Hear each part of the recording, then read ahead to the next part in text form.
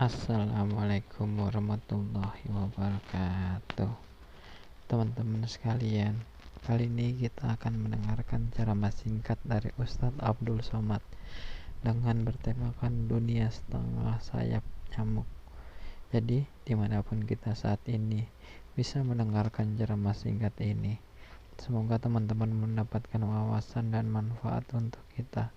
Mari kita dengarkan ceramah singkat ini.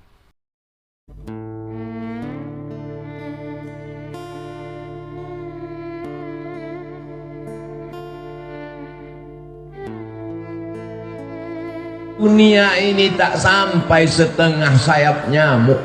Kau tangkap nyamuk, ambil sayapnya sebelah. Itulah dunia. Itulah yang kau kejar dengan cara haram. Bantai saja, hantam kromo, sikut kiri, sikut kanan. Padahal yang dicari itu cuma setengah sayap nyamuk. Dunia kau kejar, akhirat melayang. Akhirat yang kau cari, dunia datang bersimpuh di bawah tapak kaki. Kalau tak percaya, tanya sama Haji Dasril Sultan Bagian. Cemana dunia ini bisa datang ke tapak kakinya? Kejujuran, jangan makan duit orang walaupun 5 perak. 5 perak tak ada lagi Pak Ustaz. Terserahlah, payah kali ceramah sekarang. Apa yang dicari dengan bisnis-bisnis ini? Buka rumah makan 1 berhasil, buka begadang 2 berhasil, buka begadang 3 berhasil, buka nggak bisa tidur malam berhasil. Begadang itu kan tak bisa tidur malam. Yang dicari ini sebenarnya apa? Dunia ini kalau dikejar macam menelan air garam, makin ditelan makin haus, makin ditelan makin terbakar. Laukana libni Adam wadiyan min zahab. Seandainya manusia itu punya satu lembah dari emas, ada gunung, ada bukit, ada emas, apakah dia akan berkata cukup 1? Pasti dia akan minta tambah. Tapi beda dengan yang satu hamba Allah ini, dibuka usaha ini banyak untuk bangun masjid. Dibuka usaha ini banyak. Ustadz Abdul Somad ini ada tanah 2,5 hektar, sudah dibangun kelasnya lebih 30, sudah dibangun kantornya, musola, masjidnya 60-70% siap. Ambillah Ustadz Somad. Ustadz Somad takut nanti kalau Ustadz Somad ambil ini berarti mesti tinggal di sini, harus buka cabang di sini.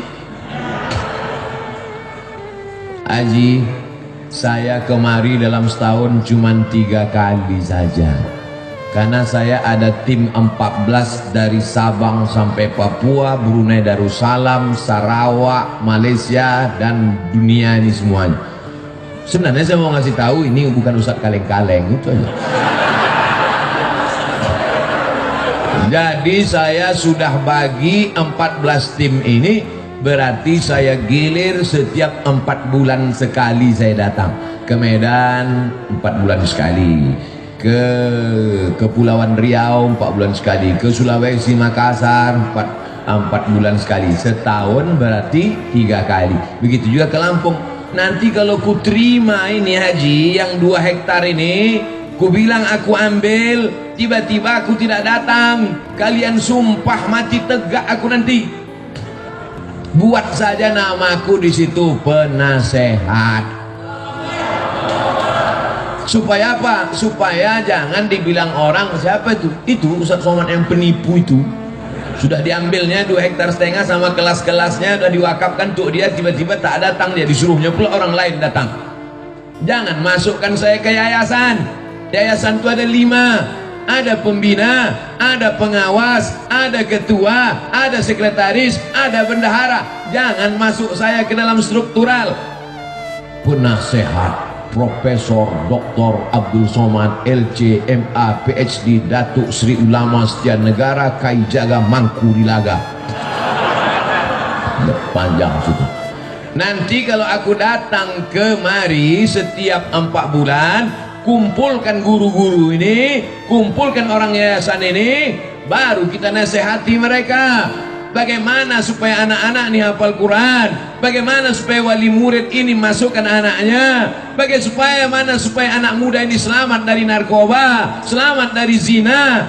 Maka kita nanti berkawan di dunia, bertetangga kita di surga insyaallah haji.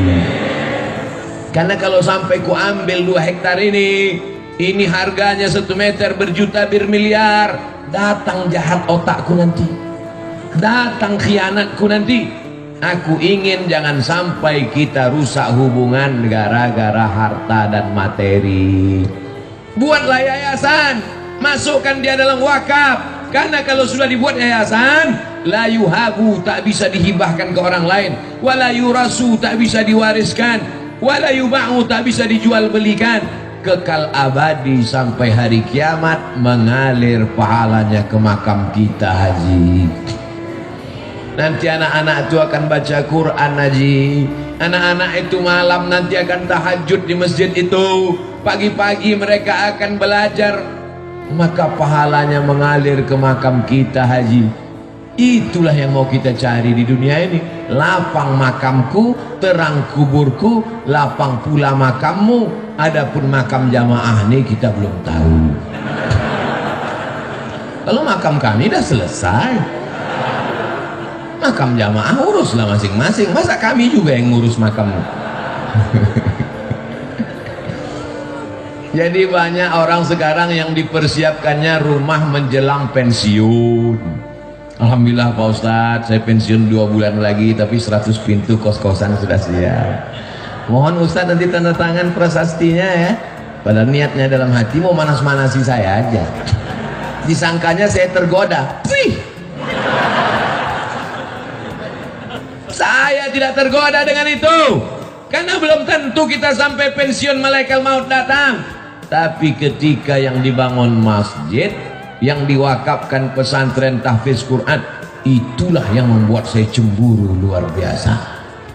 La hasada illa fisnataini, tak boleh cemburu hasad kecuali pada 2 perkara. Yang pertama, rajulun atahullahu malan, ada orang yang dikasih Allah harta, dipakainya harta itu pagi, siang, dan malam untuk menolong agama Allah. Itulah yang mesti kita cemburu. Adapun orang yang jadi pejabat tinggi paling lama 2 periode, itu pun kalau tak datang KPK. Adapun orang kaya karena mengejar dunia, tak perlu kita cemburu, karena rumahnya tinggal, mobilnya tinggal. Tapi kalau orang bangun masjid, masjidnya tinggal, pahalanya mengalir. Ustaz Somad, itu ada orang kaya Pak Ustaz, kondominiumnya 100 lantai ke atas, 100 lantai pula ke bawah. Di lantai bawah tuh Pak Ustaz, air semua, macam tinggal di akuarium Pak Ustaz. Saya tidak terpukau, saya tak cemburu sedikit pun, karena yang 200 lantai itu kalau dia mati tinggal. Tapi kalau dia bangun 2 hektar dengan 30 sekian kelas, dengan surau langgar musola, dengan penghafal Quran, anak hafal Quran 1 hari ngulang hafalan 2 juz, 1 bulan hatam 2 kali, setahun hatam 24 kali, anak yatim diberikan gratis. Itulah yang kita cemburu, karena kita belum bisa melakukan itu, betul? Tapi Abdul Somad dimuliakan, dibuat penasehat Abdul Somad, selesai, dapat saya amal jariahnya. Tapi belum tentu pasti juga lagi. Ini masih dalam tahap penjajakan. Saudaraku yang dimuliakan Allah Subhanahu wa taala, wa ta'awanu 'alal birri wat taqwa. Tolong menolonglah kamu dalam kebaikan. Ini pelajaran untuk anak-anak muda. Cita-cita kalian mesti tinggi macam cita-cita Haji Dasril Sultan Baginda. Ini sekarang anak muda nih, gimana rencananya ke depan? Ya udah mau siap S1 Pak Ustaz. Habis ini kau mau jadi apa? Ya mau ikut tes PNS lah Pak Ustaz. Kau PNS mana bisa bangun masjid? Gaji 2,5 juta sebulan, semua kredit. Bangun rumah 3M, 3 kali minjam. Gimana kau mau bangun masjid? Sementara laut di Lampung luas, kolam-kolam ikan entrepreneur bisa, Jadilah anak muda entrepreneurship sehingga nanti kau bisa bangun sekolah tahfiz gratis. Cita-citanya mesti begitu. Buka usaha berhasil, buka satu lagi usaha berhasil, buka lagi satu usaha berhasil. Kemarin kami di Pringsewu itu juga meresmikan pesantren anak muda entrepreneur, lahir tahun 80. Baru berapa tahun umurnya?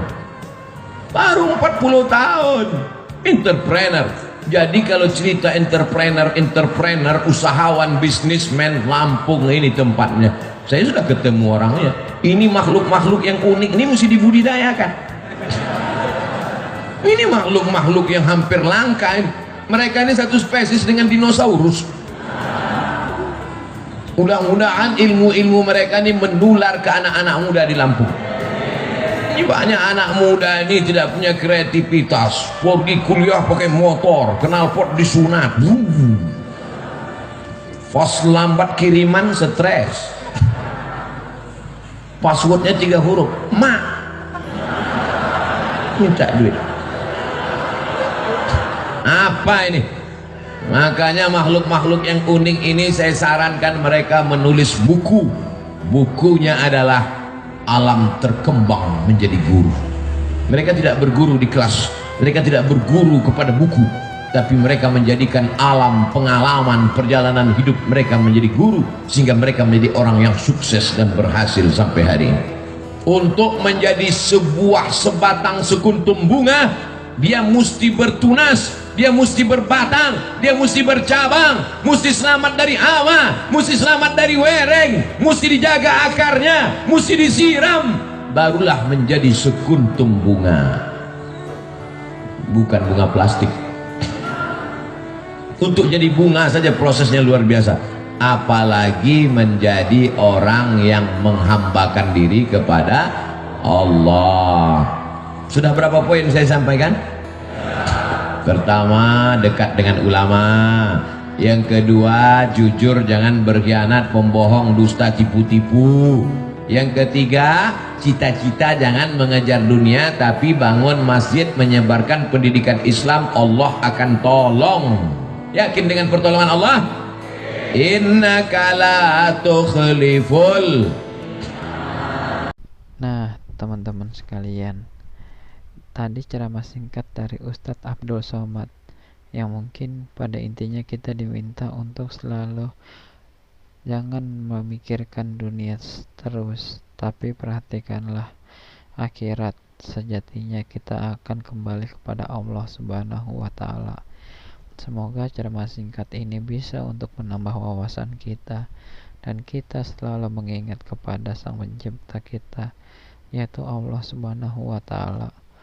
Terima kasih telah menonton video ini. Jangan lupa like, komen, dan subscribe agar kita lebih semangat lagi bikin videonya. Terima kasih.